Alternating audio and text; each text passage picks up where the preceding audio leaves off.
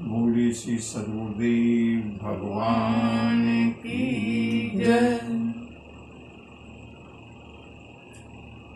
श्री गुरु चरण सरोज रज निज मन मुकुर सुधार। रघुवर विमल यश जो दायक फल चार। बुद्धिहीन तनु जानिके सुमिरहु पवन कुमार।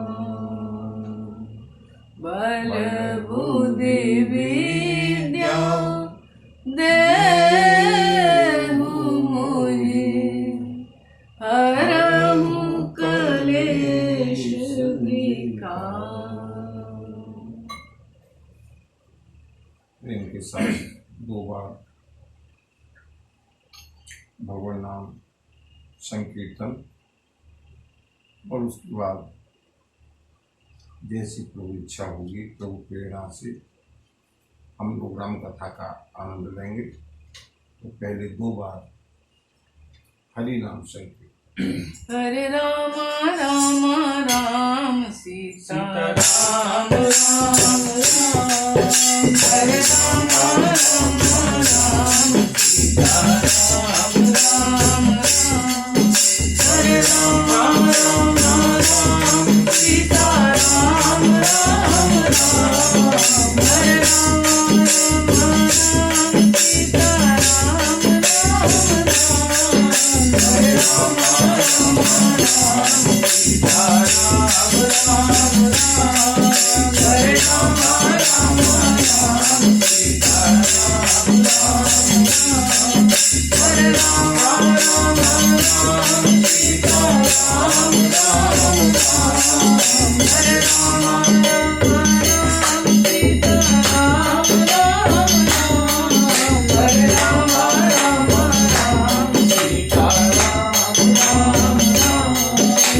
राम राम राम। हरे राम राम सीता राम राम राम।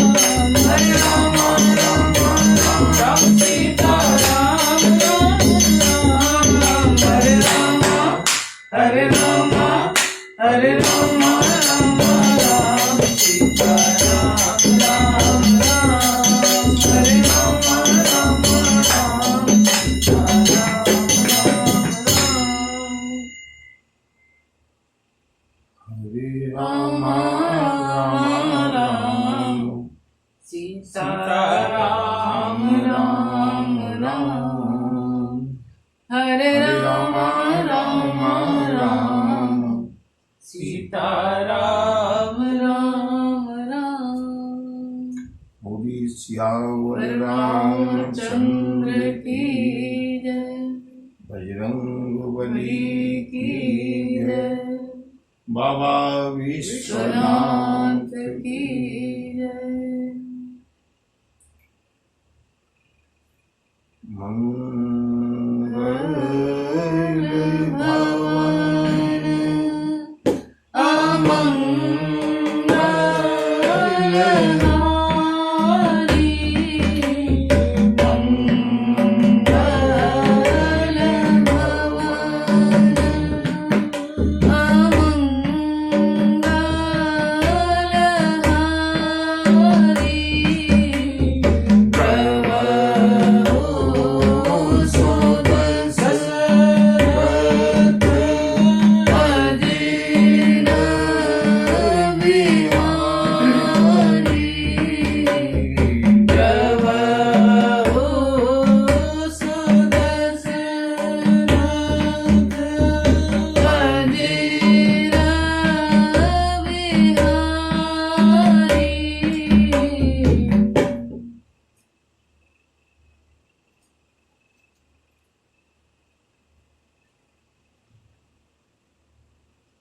विभीषण के पीछे रावण ने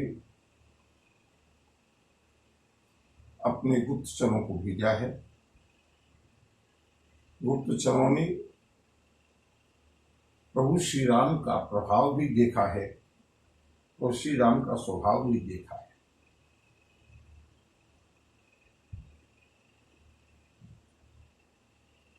वानरराज सुग्रीव के आदेश से गुप्तचरों को बंदी बनाकर के सेना में घुमाया गया। उनको प्रताड़ना दी गई।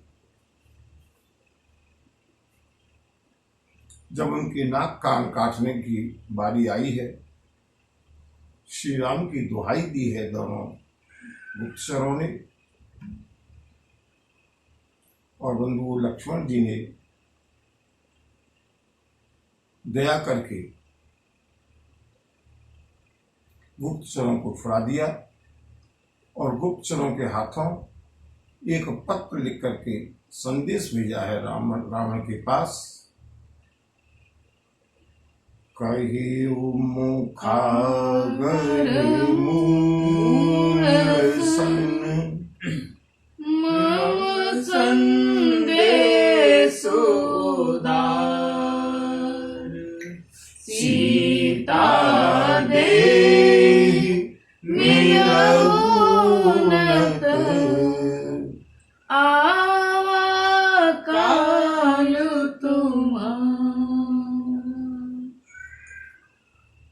उस मूर्ख और उद्दंड रावण से कह देना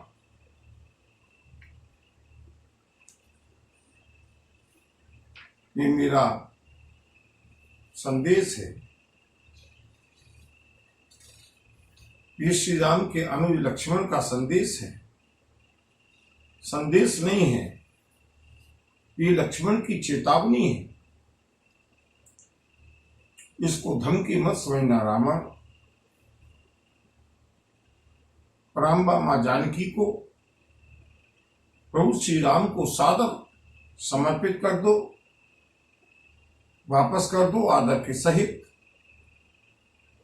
श्री राम की शरण में आ जाओ, अन्यथा तुम्हारा काल सुनिश्चित है।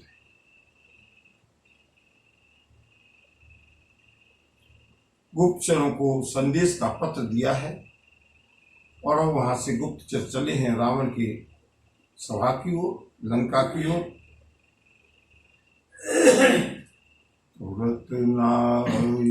लक्ष्मण पद माथा चले दूत वर्णत गुण गाथा कहत राम जसु लंका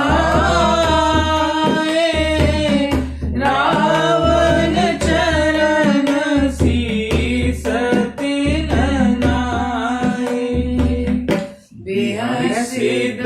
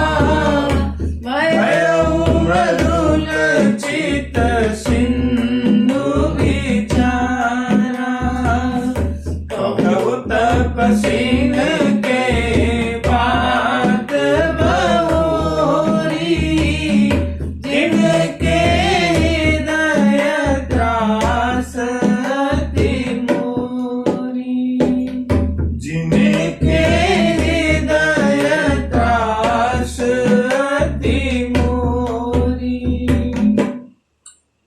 बंधु, इस पूरे दोहे में शुरू से लेकर यहां तक केवल और केवल रावण का अहंकार है। कुछ विशेष मार्मिक और भावुक बात नहीं है, लेकिन समझने की बात केवल ये है। संक्षेप में मैं बता करके कथा को आगे लिए चलता हूं। रावण का जो अहंकार है और अहंकार में मनुष्य की क्या गति होती है, और दूसरी बात, जब मनुष्य का समय विपरीत होता है तो उसकी बुद्धि भी किस तरह से विपरीत हो जाती है। ये 2-3 सूत्र, 2-3 संदेश इस दोहे में परिलक्षित होते हैं। तुरत नाय लक्ष्मण पद माथा,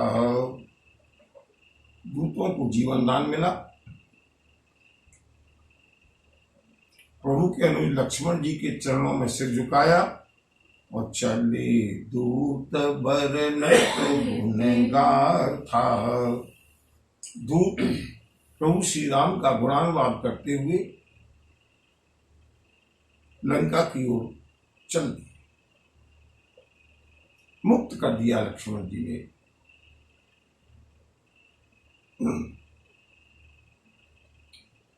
बंधुओं, आज मैं दिन में भी ये सोच रहा था, जीवन उसी का सार्थक है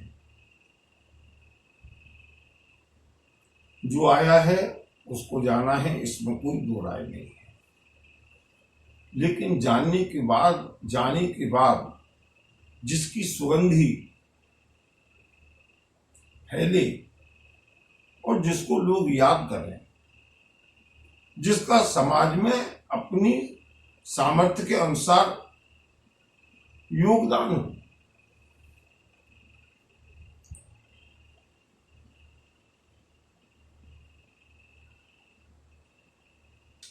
हमको प्रयास ये करना चाहिए कि हम ऐसे कार्य करें यद्यपि प्रत्येक व्यक्ति जाता है, महान से महान पुरुष चला गया, प्रत्येक का कोई न कोई स्थानापन्न आता है, सब्स्टिट्यूट आता है, और नहीं आता है तो प्रभु की लीला के अनुसार जैसा भी होना है वो होता है। लेकिन कर्तव्य कर्म करते हुए सजगता पूर्वक, निष्ठा पूर्वक, कुशलता पूर्वक, विनम्रता पूर्वक हमको सबके साथ इस तरह का व्यवहार करना चाहिए कि जाने के बाद ऐसा लोगों को लगे कि इसका सब्स्टिट्यूट नहीं। सब्स्टिट्यूट तो सबका होता है, लेकिन जाने के बाद लोग याद करें। बंधु, प्रभु श्री राम का जो व्यवहार है अपने वानर दल के साथ, अपने शत्रुओं के साथ,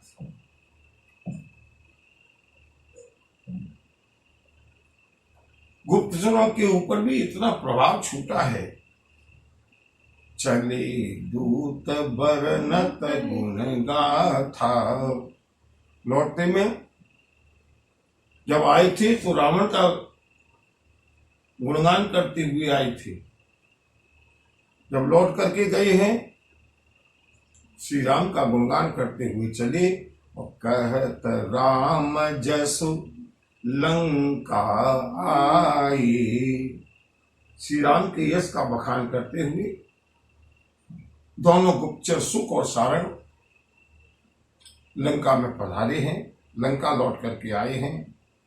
रावण चरण शीस तिन्हनाई, श्री राम का गुणगान करते हुए मन ही मन में दशानन दशग्रीव रावण के चरणों में दोनों गुप्तचरों ने सिर झुकाया। और बंधुओं, यहां से रावण का अहंकार प्रारंभ होता है। बेह से दसानन पूछी बाता। बंधु सुख और सारण जब लौट करके आए हैं, रावण को प्रणाम करके इतने प्रेम में भाव में विभोर हैं, गदगद हैं, कुछ संदेश नहीं कह पाए, कोई गुप्त सूचना नहीं दे पाई। रावण ने हंस करके पूछा, ये सुख और सारण रावण के अत्यंत अत्यंत गोपनीय गुप्तचर है, एक्सपर्ट। बेहा से दसानन पूछी बाता। रावण ने हंस करके गुप्तचरों से कहा, कह से न सुख आपने कुशलाता। अरे सुख, अपनी कुशलता क्यों नहीं बताता, शांत क्यों खड़ा है? रावण के प्रश्नों को सुनिएगा बंधुओं, और उसके बाद सुख ने जो उत्तर दिए हैं क्रमशः। सबसे पहला प्रश्न रावण ने पूछा, कह से न सुख आपने कुशलाता। कुशल से तो हो, कोई दंड तो नहीं मिला, कोई कष्ट तो नहीं हुआ। नंबर 2, पुण्य कहू खबर विभीषण केरी। फिर मुझे उस कुलद्रोही विभीषण का समाचार सुनाओ। जाहि मृत्यु आई अति मेरी, जिसकी मृत्यु अत्यंत निकट आ गई। करत राज लंका सठ त्यागी। और बंधु, ये बात मैंने पहले भी बताई थी।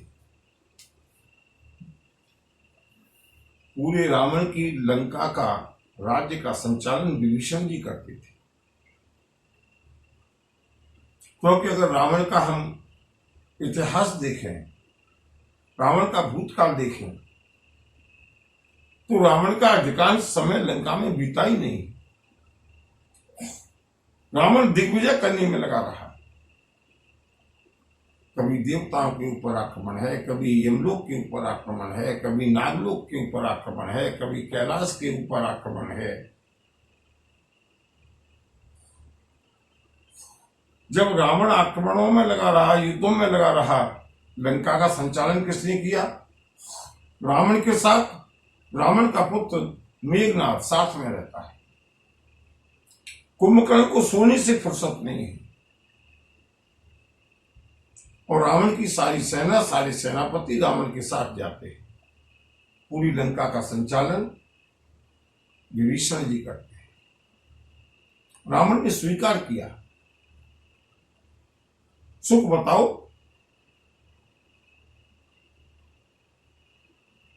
उस विभीषण का क्या समाचार है? करत राज लंका सठ त्यागी। जिस मूर्ख ने स्वर्ण नगरी लंका का राज्य करते हुए उसको त्याग दिया। होई यही जब कर कीट अभागी। जौ माने जौ के अंदर जो कीड़ा होता है, अर्थात घुन, वो विभीषण अब घुन की तरह है। जैसे जौ पीसे जाते हैं तो उनके साथ घुन भी पीसे जाते हैं। कहावत है ना, जौ के साथ घुन भी पीसे जाता है। रावण कहता है कि जो वानरों का दल है वो जौ के समान है, और मेरा भाई विभीषण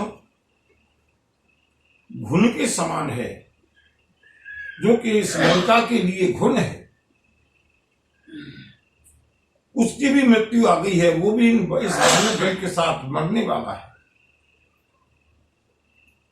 पुनि कहु भालू कीस कटकाई।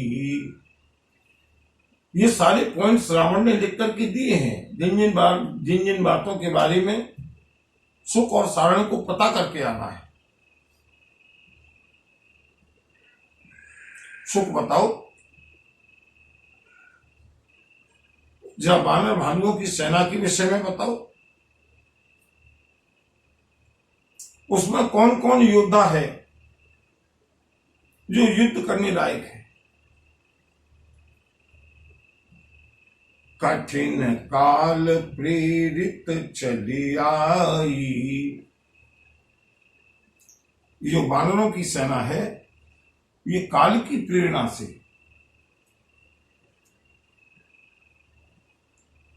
सब के सब लंका के मुहाने तक आ गए हैं। काल इनको खींच करके यहां तक ले आया है। जिनके जीवन कर रखवारा, जिनके जीवन की रक्षा करने का अब केवल एक उपाय रह गया है। भयउ मृदुल चित सिंधु विचारा। बेचारा समुद्र, कोमल हृदय वाला समुद्र, इन वानर भालुओं की मृत्यु के बीच में एक बाधा बनकर के खड़ा हुआ है। जब तक ये लंका पहुंचेंगे नहीं, इनके जीवन की रक्षा होती रहेगी। और रावण को पूरा भरोसा है कि वानर सेना, राम का दल लंका तक तो पहुंच ही नहीं सकता। अनंग परकोटा है चारों ओर समुद्र का।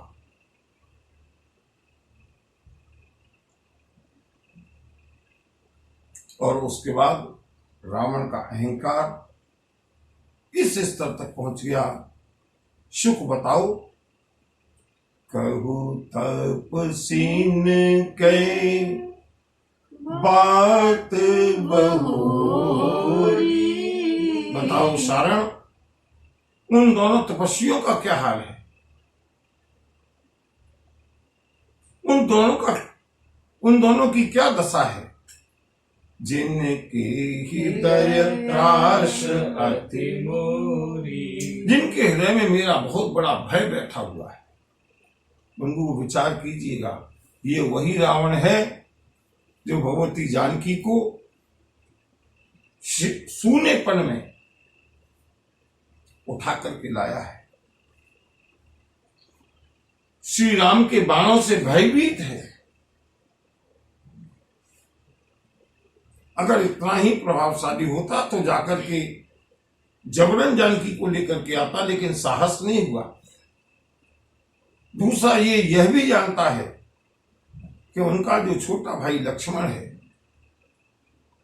एक रेखा खींची थी, उसको ये दशानन पार नहीं कर पाया।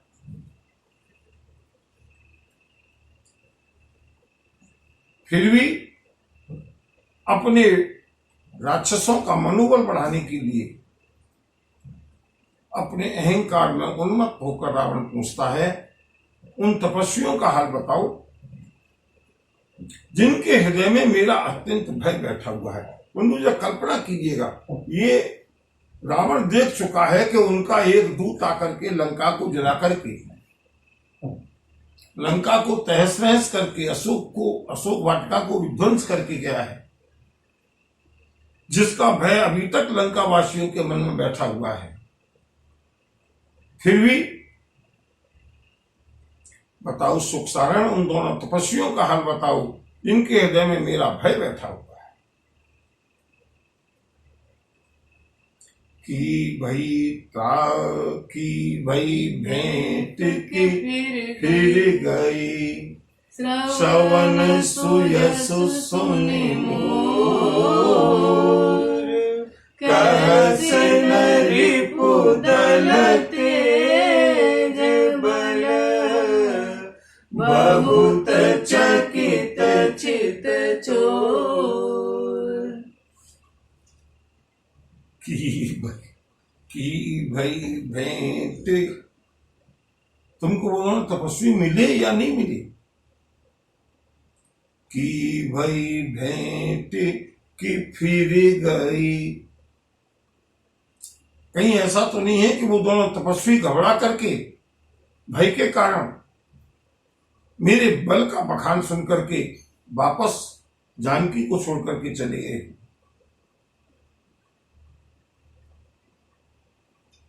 रावण बोलता जा रहा है, लेकिन सुख और सारण शांत खड़े। क्यों? बंधुओं, जिनके मन में प्रभु का स्वभाव बैठ गया है, संसार की सारी धमकियां, संसार की सारी चेतावनी, संसार का बलाबल, संसार का ऐश्वर्य उनके सामने कोई मायने नहीं रखता। रावण ने इतने प्रश्न पूछे हैं, लेकिन सुख सारण ने कोई उत्तर नहीं दिया। उनका ध्यान रामादर में लगा हुआ है। रावण ने अंत में कहा, कहसिन रिपुदल तेज बल, बहुत चकित चित तो शत्रु के बलाबल के बारे में कुछ सूचना क्यों नहीं देता? हृदय बहुत चंचल दिखाई दे रहा है, तेरा चित्त बहुत चंचल है। और बंधुओं, जब रावण ने बार बार श्री राम को नीचा दिखाने के लिए प्रश्न पूछे, नहीं रहा गया दूत पर।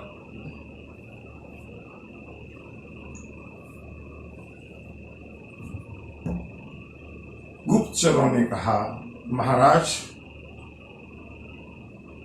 नाथ कृपा करी पूछे जैसे, मानहु कहा क्रोध तजिते से, मिला जाए जब अनुज तुम्हारा, जात ही राम तिलक ही सारा, रावण दूत हमारी सुनी काना, कपिन बांध दीने दुख नाना, सवन नासिका काटे लागे, राम शपथ दीने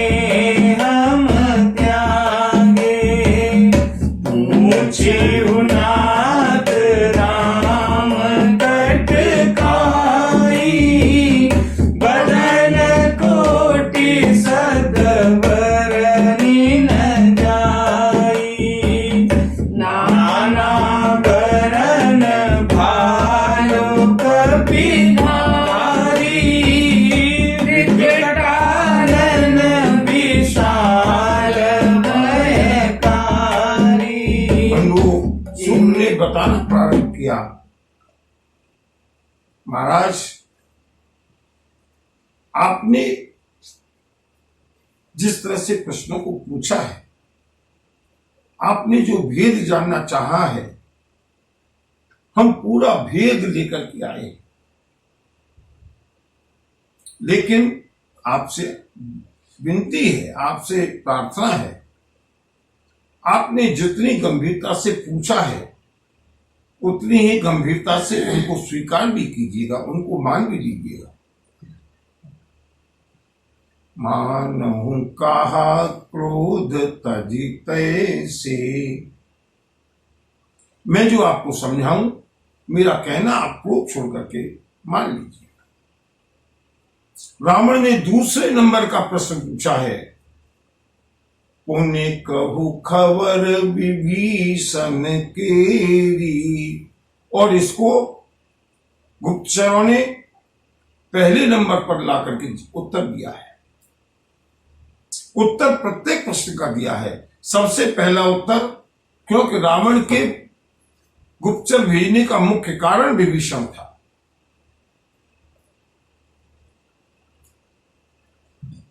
दशानन कहता है, बताओ विभीषण का क्या हाल है जिसकी मृत्यु अत्यंत निकट आ गई है। दूतों ने कहा, महाराज आपको सुनकर के आश्चर्य होगा,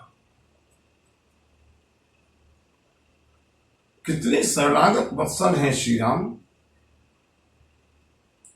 मिला जाई जब अनुज तुम्हारा, जैसे ही आपके छोटे भाई विभीषण जाकर के श्री राम से मिले, उनकी शरण में गए, तो जाते ही राम तिलक ते ही सारा, जाते ही श्री राम ने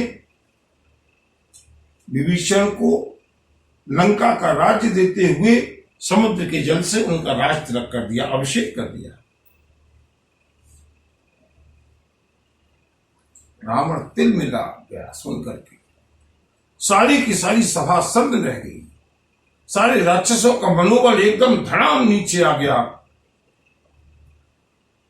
महाराज आपने विभीषण की जो कुशल पूछी थी वो मैंने आपको बताई। जाते ही बिना कोई विलंब किए हुए श्री राम ने लंका के राज सिंहासन के लिए विभीषण का अभिषेक कर दिया, राज तिलक कर दिया। आपने हमारी कुशल पूछी, कह से न सुख आपने कुशलाता, पहला प्रश्न, उसका उत्तर सुनिए महाराज। रावण दूत हम ही सुन काना, हम आपके दूत हैं, ऐसा जैसे ही वानरों को मालूम पड़ा,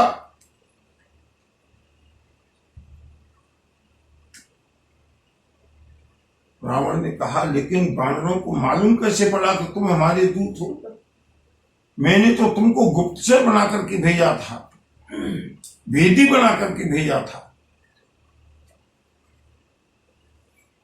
गुप्तचरों ने पूरा वृत्तांत सुनाया है। महाराज क्या बताएं, वहां का वातावरण ऐसा है कि वहां जाकर के माया और कपट अपने आप हट जाता है। हम वानरों का वेश बना करके गए थे, लेकिन वहां का वातावरण राममय है। श्री राम की जय घोष से बंधुओं, ये इस कथा का सार है। ये इस कथा का, मैं कहता हूं, इस कथा में कोई विशेष बात नहीं है आज के संवादों में, लेकिन प्रत्येक जगह में कुछ न कुछ मिलता है।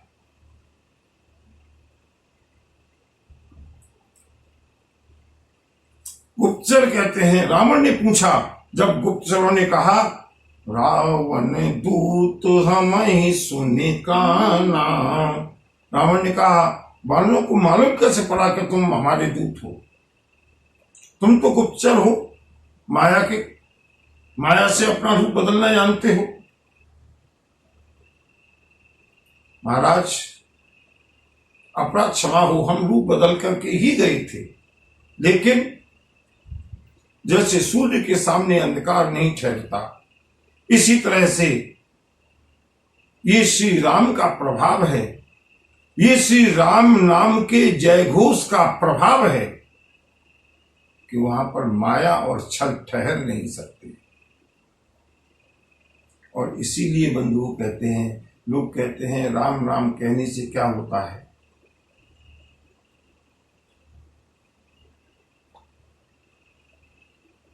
वो स्वामी जी कहते हैं, श्री राम के नाम के प्रभाव से भगवान शिव काशी में मुक्ति प्रदान करते हैं। नाम का प्रभाव क्या होता है? वातावरण का क्या प्रभाव होता है? मैं एक छोटा सा उदाहरण देकर के समझाना चाहता हूं।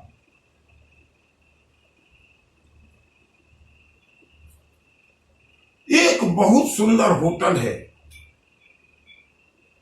एक बहुत सुंदर बार है, मदिरालय है, जहां पर बेशकीमती पर्दे टंगे हुए हैं, चारों ओर दियों का स्प्रे किया गया है। मकरानी की बिल्डिंग बनी हुई है, टोटल एसी है, लेकिन है तो मदिरालय। उसके बाहर से निकलने वाला व्यक्ति कभी उस मदिरालय को प्रणाम नहीं करेगा, लेकिन आगे चल के कोई छोटा सा देवालय है, खंडहर देवालय है, भगवान भूतनाथ की एक छोटी सी गुम्बद है, या तो भूतनाथ की नर्मदेश्वर के रूप में लिंग, शिवलिंग जीर्ण शीर्ण अवस्था में ही रखी हुई है, वहां पर जाते ही गुजरने वाले यात्री का, पथिक का श्रद्धा से सिर अपने आप झुक जाता है। करोड़ों की विभूतियों से सजा हुआ मदिरालय कभी किसी के सम्मान का पात्र नहीं हो सकता, किसी की पूजा का पात्र नहीं हो सकता, भले ही उसमें कितना ही व्यय किया गया हो।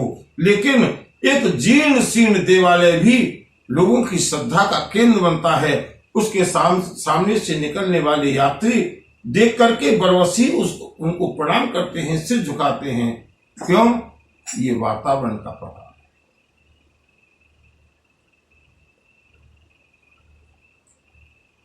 जहां डीजे हो रहा है, जहां नंगा नृत्य चल रहा है, जहां मदिरा का सेवन हो रहा है, वहां पर कितनी ही भव्यता ला दें। बंधु, भव्यता में और दिव्यता में बड़ा अंतर है। भव्यता हो सकती है, करोड़ों के झाड़ फानूस हो सकते हैं। 5 स्टार होटल को देख लो, कभी किसी का सिर नहीं झुकेगा। क्यों? क्योंकि वहां पर भोग के परमाणु हैं। और बंधुओं, सभी का, ये मैं कोई नई बात, नया प्रवचन नहीं कर रहा, ये सबके अनुभूति की, सबके व्यवहार की बात है। छोटा सा भी देवालय मिल जाए, उसके सामने से गुजरते ही हमारा सिर श्रद्धा से झुक जाता है। क्यों?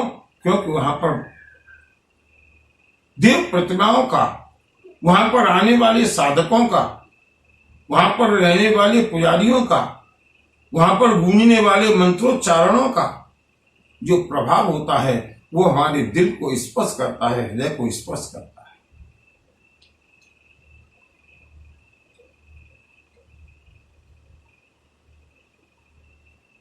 भर जन्म भव बीजानाम। यमराज की भी हिम्मत नहीं है, अगर इसीलिए गरुड़ पुराण में कहा गया है, इसीलिए व्यवहार में संत लोग समझाते हैं, अगर किसी व्यक्ति की अंतिम यात्रा की तैयारी हो ना, अगर कोई व्यक्ति संसार को छोड़ करके जा रहा हो, बंधुओं, इस कथा के माध्यम से मैं एक संदेश देना चाहूंगा। उस समय शोक होगा, बाद में स्मृतियों के कारण हम रोते रहे, शोक होता रहे। उस समय रोने से उस व्यक्ति का, जाने वाले व्यक्ति का भला नहीं होगा। वो स्वयं तो राम का नाम लेने की स्थिति में नहीं है, लेकिन अगर उसके आसपास कोई एक भक्त भी बैठ करके, कोई एक संत बैठ करके, कोई एक बिरला व्यक्ति बैठ करके, या अहोभाग्य होगा कि भले ही वो राम का नाम नहीं ले पा रहा, अगर उसके परिजन लोग बैठ करके, जाने वाले को तो जाना है, अगर वहां बैठ करके भगवान नाम का संकीर्तन करने लगे ना, इस बात का दावा है कि वहां पर यमराज नहीं आ सकते।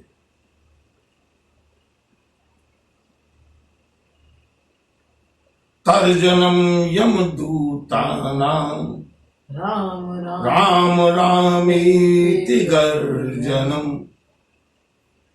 यमराज के दूतों की बात जाने दीजिए, यमराज का भी साहस नहीं है। ये श्री राम के नाम का प्रभाव है, श्री राम के नाम की तरंगों का प्रभाव है।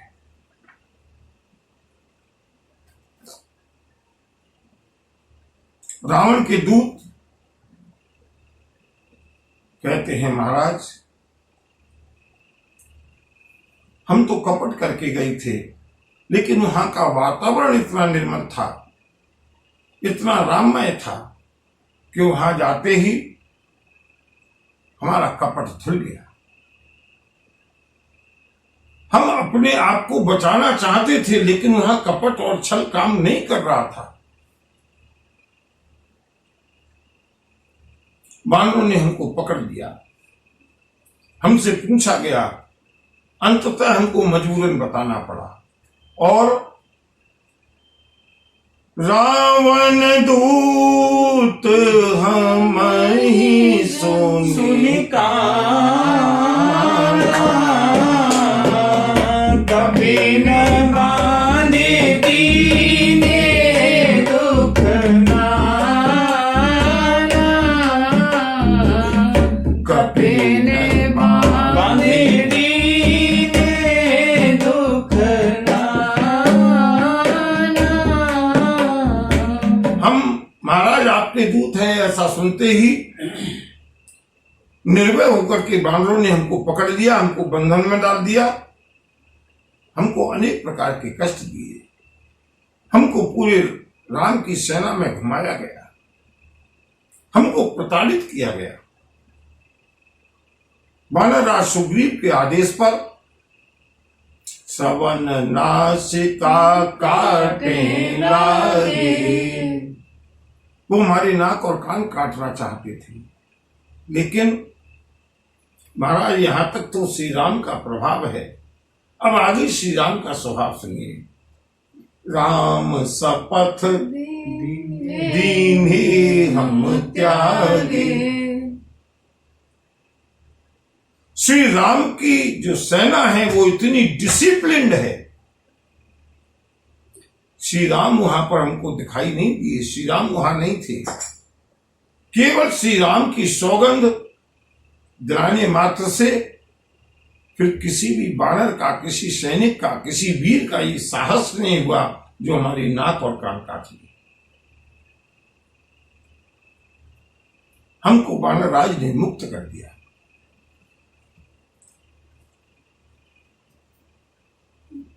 अगला प्रश्न महाराज आपका, पुण्य कहु भालू कीस कटिकाई।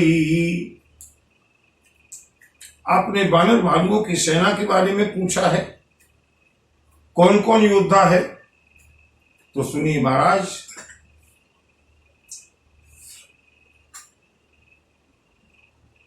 आपने जो बानर भालुओं की सेना के बारे में पूछा है ना,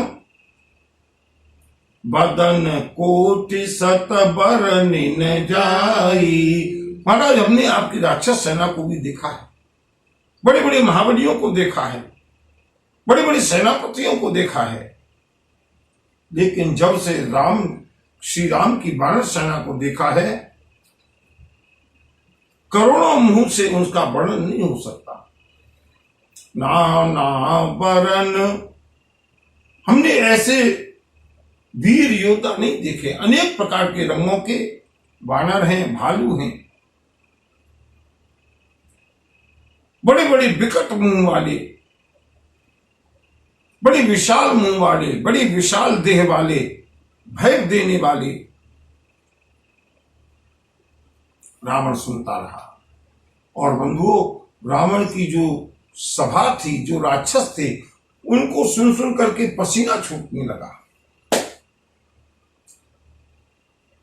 रावण ने कहा, सुख बताओ, राम की बानर सेना में ऐसा कौन सा योद्धा है जो मुझसे युद्ध कर सकता है? वहां के जो सबसे महाबली योद्धा हैं उनका नाम गिनाओ। गुप्तचरों ने कहा, महाराज कहां तक नाम गिनाएं? कुछ के नाम हमने सुने हैं, लेकिन वहां तो हमको प्रत्येक योद्धा अभी आगे बताएंगे। गुप्तचर,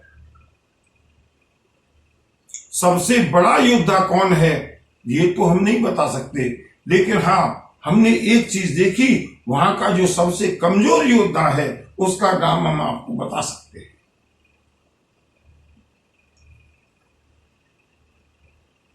जो वहां की सबसे कमजोर कड़ी है, जो सबसे दुर्बल, सबसे कमजोर योद्धा है, उसके बारे में हम बता सकते हैं। बंधु, राक्षस सुनने के लिए बेचैन हो गए, व्याकुल हो गए। मालूम पड़े कि ऐसा कौन सा योद्धा है जो सबसे कमजोर है। और संपूर्ण राक्षस सेना के बीच, सभा के बीच में जिस समय गुप्तचरों ने आगे का वर्णन किया है बंधुओं, रावण की लंका हिल गई, राक्षसों का मनोबल टूट गया। गुप्तचरों ने कहा महाराज सुनिए, सबसे महान योद्धा कौन है ये हम नहीं बता सकते, लेकिन जेहि पुर दहिउ हतेउ सुत तोरा, सकल कपिन देहि बल पूरा। सिया राम सिया राम जय जय राम, राम सिया राम जय जय राम। जो बानर यहां आया था ना, जिन्होंने लंका को जला करके भस्म कर दिया, जिन्होंने आपके पुत्र का वध किया, जिन्होंने अशोक वाटिका को उजाड़ दिया, जिसके सिंहनाद से राक्षसियों के गर्भ आज तक गिर रहे हैं, जिसका भय और आतंक प्रत्येक लंकावासी के हृदय में घर कर गया है, महाराज वानर दल का वो सबसे कमजोर सिपाही। बंधु, राक्षसों के होश उड़ गई जब सबसे कमजोर एक वानर का ये हाल है। जब संपूर्ण वानर सेना रावण के ऊपर आक्रमण करेगी, लंका के ऊपर क्या हाल होगा। और अब गुप्तचरों ने प्रमुख योद्धाओं के नाम बताना शुरू किया। महाराज, जितना हमने सुना है, अमित नाम भट कठिन कराला, अमित नाग बल विपुल विशाला। हनुमान जी का बल सबसे कम क्यों बताया उन्होंने? मैंने पहले एक बार कथा में बताया था, सुंदरकांड के प्रारंभ में। सारे के सारे वानर गर्जना कर रहे हैं, अपने बल का बखान कर रहे हैं। रावण को मसल दो, लंका को लूट लो, पूरी लंका का विध्वंस कर दो। लेकिन हनुमान जी महाराज, प्रभु श्री राम अपने अनुष्ठान में है ना, इसलिए हनुमान जी महाराज एकांत में कहीं जाकर के श्री राम जय जय राम, श्री राम जय जय राम, बोलो श्री राम जय जय राम, श्री राम जय जय राम, बोलो श्री राम जय जय राम, बोलो श्री राम जय श्री राम जय राम, बोलो श्री राम जय राम, बोलो श्री राम जय राम, बोलो श्री राम जय राम, बोलो श्री राम जय राम, बोलो श्री राम जय राम,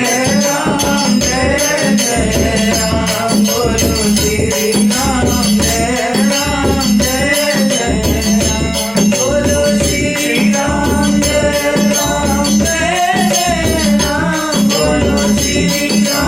जय राम, बोलो श्री राम जय राम, बोलो श्री राम जय राम, बोलो श्री राम जय राम, बोलो श्री राम जय राम, बोलो श्री राम जय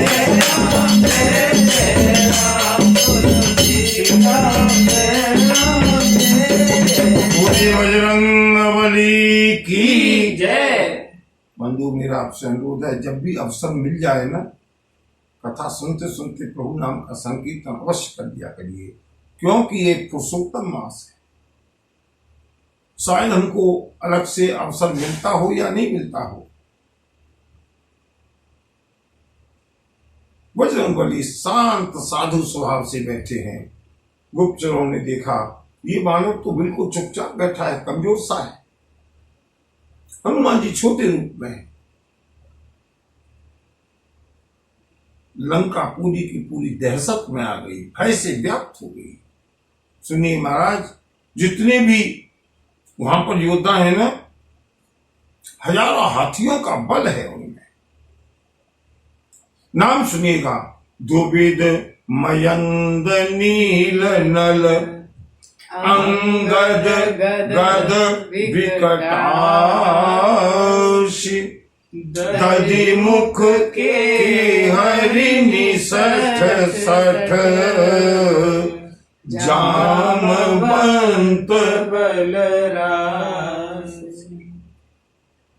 ये नाम प्रमुख योद्धाओं के जो हमने सुन पाए। द्रुविद मयंद नील नल अंगद गद विकटा, ये सारे रामदल के प्रमुख बानर योद्धाओं के नाम हैं। दधि मुख के हरि बंधु, इनके ये वास्तव में अतुलनीय योद्धा है। एक एक योद्धा ने लंका के बड़े बड़े सेनापतियों का विनाश किया है। निसठ सठ जामवंत बलराज। ये और इन जैसे जानी कितने। ये कल्पि सर्व सुग्रीव समाना लीन समकोटिन गणै गुणाना। राम कृपा तुलित बल तिन्हि तृण समान त्रैलोक कहि गनहि। महाराज, ये सारे के सारे और इन जैसे करोड़ों अन्य योद्धा सब के सब बल में सुग्रीव के समान है। और सुग्रीव महाराज वही है जो बाली का भाई है। सुग्रीव से भी आपकी भेंट नहीं हुई है, केवल बाली से भेंट हुई थी। एक बाली ने आपको आतंकित करके रखा था, उसी का भाई सुग्रीव, और सुग्रीव जैसे करोड़ों योद्धा। और वैसे तो ये योद्धा स्वयं बलवान हैं, लेकिन श्री राम की कृपा से ओज से भरे हुए हैं। एक एक योद्धा पूरे त्रैलोक्य को तिनके के समान समझता है। अस में सवन सुना दस कंदर पद्म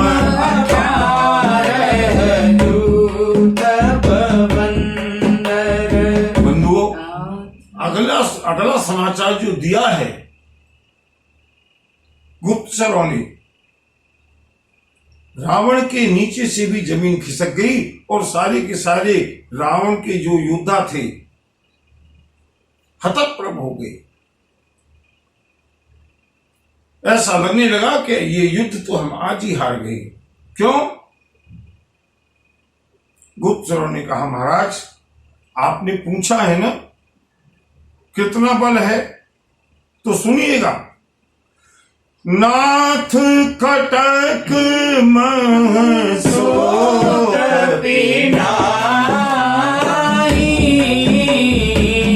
जो न तुम्हें जीते रन माई।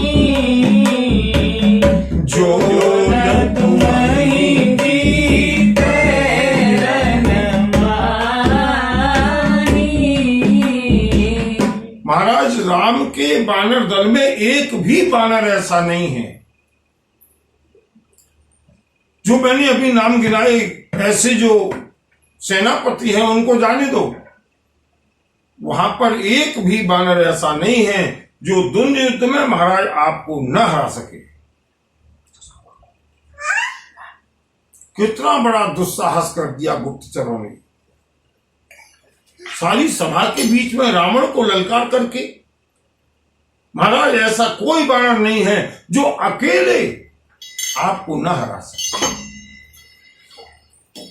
महाराज उनमें इतना ओज है, इतनी ऊर्जा है कि परम क्रोध में जय सब था आय सुपैन देहि रघुनाथा सो सहि सिंधु सहित जस व्याला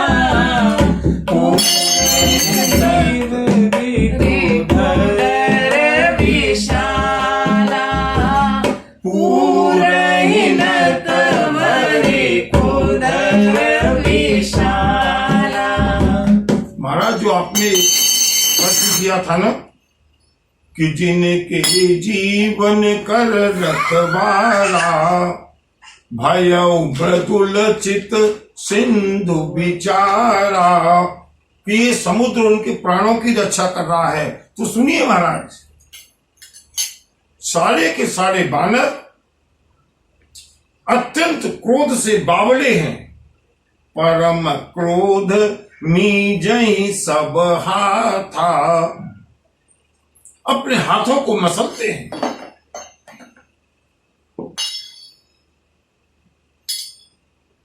मर्द गर्द मिल वही दस सीसा ऐसे वचन कहि सब कीसा, ऐसे वचन कहि सब कीसा।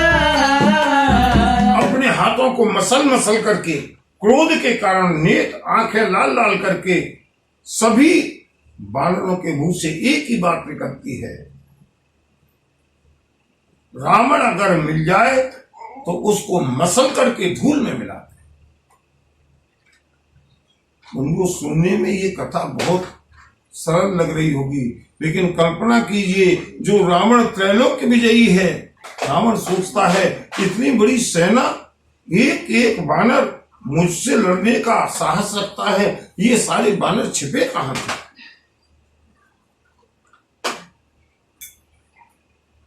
गुप्तचरों ने कहा महाराज प्रत्येक बानर के मुंह से एक ही आवाज है, रावण को मसल करके धूल में मिला दो।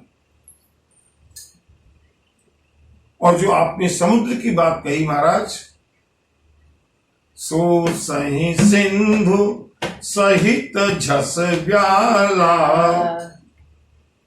उन वानरों में इतना क्रोध है कि वो सारे मछली और सांपों के सहित सारे के सारे समुद्र को सोख सकते हैं। इतनी बड़ी सेना है, अगर उन्होंने समुद्र का जल पीना शुरू कर दिया ना, समुद्र सूख जाएगा। और अगर नहीं सूखा तो पूरहिनत भरि कुधर विशाला, बड़े बड़े पर्वतों को ला करके अगर समुद्र में डाल देंगे, सारा समुद्र पट जाएगा।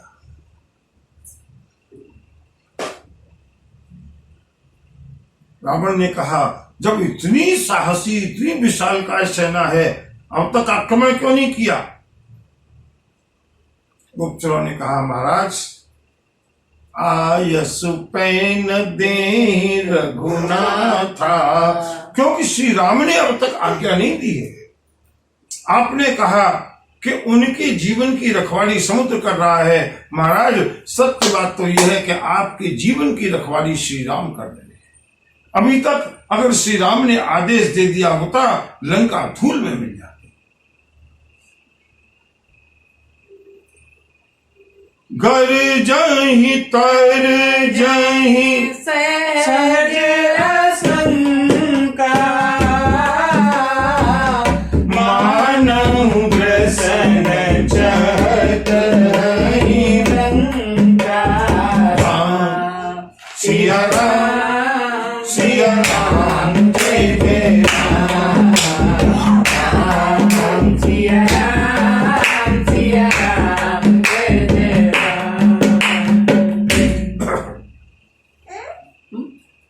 स्वाभाविक रूप से निर्भीक और निडर सारे के सारे बानर गर्जना करते हैं, डपटते हैं, ललकारते हैं, चुनौती देते हैं आपको।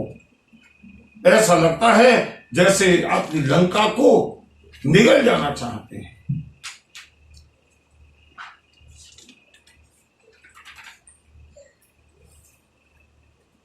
सहज सूर कपि भालु सब पुनि सिर पर प्रभु राम।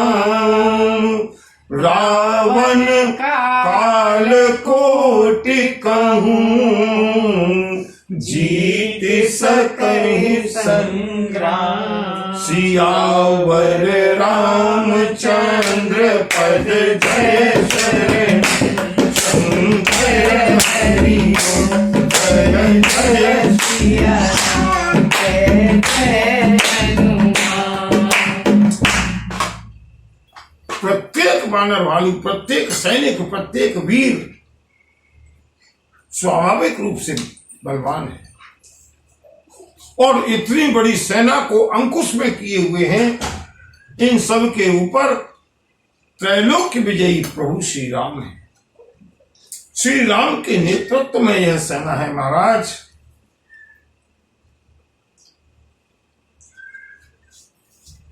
वो सेना तो ऐसी सेना है, हे दशानन, रावण काल कोटि कहूं। आपने एक काल को जीता है ना। श्री राम की सेना करोड़ों कालों को युद्ध में जीत सकती है।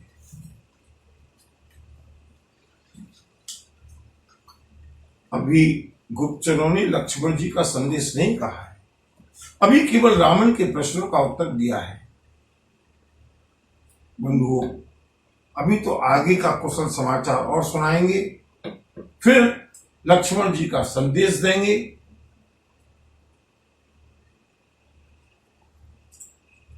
कल मंगलवार का पावन दिन है। विचार तो ये था कि संभवतः कल मंगलवार के दिन बजरंगबली का स्मरण करते हुए कथा पूर्ण हो जाएगी, लेकिन जैसी प्रभु इच्छा, अगर ऐसा लगेगा कि थोड़ी बहुत कथा शेष रह रही है तो कल थोड़ी कथा को विस्तार करके सुंदरकांड को पूर्ण करने का प्रयास करेंगे, अन्यथा जैसी प्रभु इच्छा होगी। बोलिए बजरंगबली की जय, श्यावर रामचंद्र की जय। नमः पार्वती पतये हर हर महादेव।